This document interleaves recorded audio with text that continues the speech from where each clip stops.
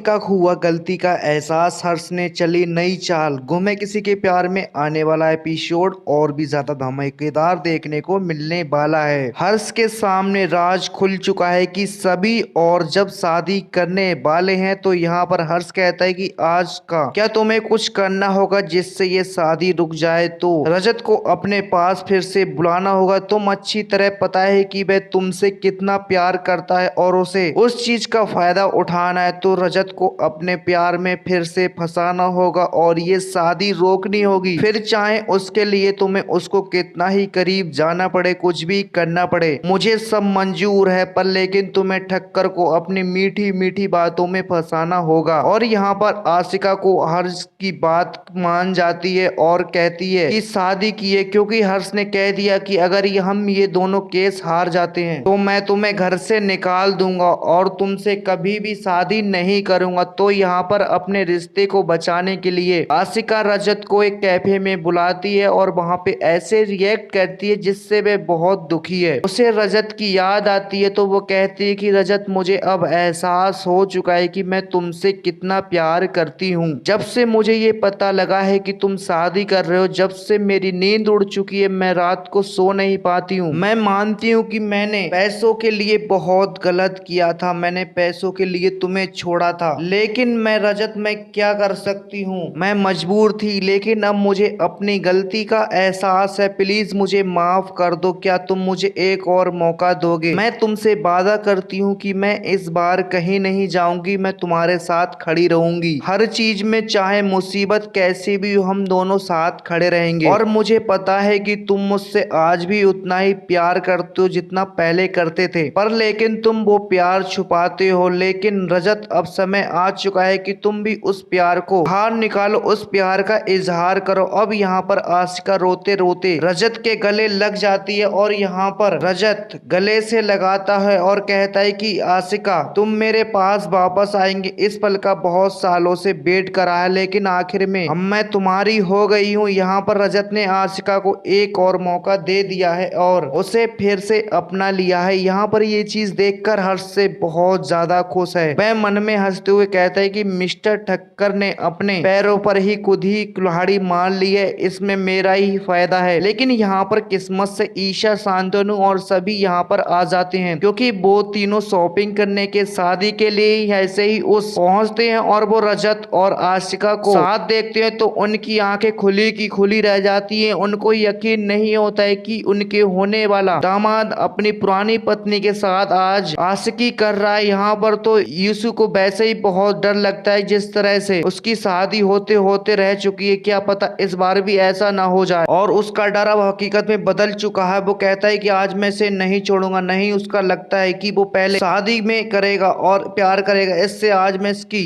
हड्डी पसली एक कर दूंगी। लेकिन यहाँ पर सभी उनको रोक लेती है। सभी कहती है कि आई, आप फिक्र मत कीजिए, यहाँ पर जो कुछ भी हो रहा है बस एक दिखावा है, बस एक ड्रामा है और मुझे पूरा विश्वास है मैं ठक्कर पे अब वो कुछ ऐसा करने वाले हैं जिसके बाद सबकी आंखें खुल जाएंगी। ईशा कहती है कि सब चीजें तेरी आंखों के सामने हैं, पर लेकिन किंतु अब भी तू इस पर विश्वास कर रही, तू पागल हो गई है क्या? सभी कहती कि आई, आप फिक्र मत कीजिए, आप बस थोड़ा समय दीजिए। और यहाँ पर ऐसा हो ही होता है यहाँ पर, परंतु उसने ऐसा लगता है कि कहता है कि आज का तुमने क्या चाल चली, मुझे तो मजा ही आ गया। मुझे अच्छी तरह पता है कि तुम्हें पता लग चुका है कि मैं और सभी शादी करने वाले हैं, इसलिए तुम यहाँ पर अर्श के कहने पर आई हो ताकि तुम मेरा इस्तेमाल कर सको। लेकिन रजत, रोता हुआ चेहरा देखकर मुझे बहुत सुकून मिला। चलो धोखे में ही सही, तुम अपनी गलतियों का एहसास तो हुआ, तुमने मुझे माफी मांगी, मेरे लिए वही बहुत है।